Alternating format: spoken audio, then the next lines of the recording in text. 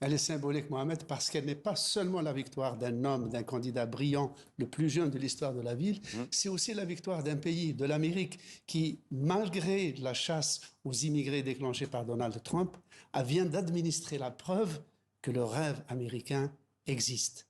Tenez, 24 ans après les terribles attaques terroristes du 11 septembre, 8 ans après le Muslim Ban, ce décret par lequel Donald Trump avait interdit l'entrée à tous les citoyens de pas moins de 7 pays musulmans d'entrer au pays, eh bien, après tout cela, la Grosse Pomme a ouvert grand ses bras. La Grosse Pomme, première ville des États-Unis, plus grande ville juive du monde, a confié ses clés à un immigré indien qui est né en Afrique et qui est venu enfant aux États-Unis.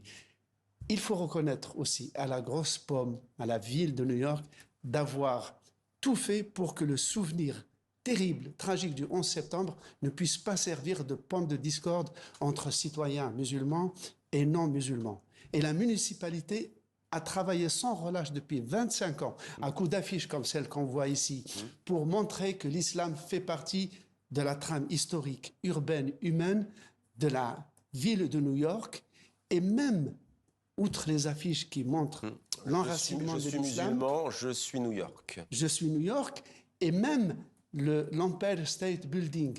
Regardez, ici, on a une Américaine qui a comme hijab le drapeau américain. Et là, c'est l'Empire State Building qui, à chaque fin du Ramadan, l'Aïd el-Fitr, eh bien, est illuminé.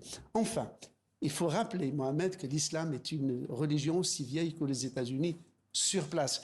Et savez-vous que le premier traité d'amitié et de paix jamais signé par le jeune État américain l'a été avec la régence d'Alger en 1795. Merci beaucoup, Slimane, pour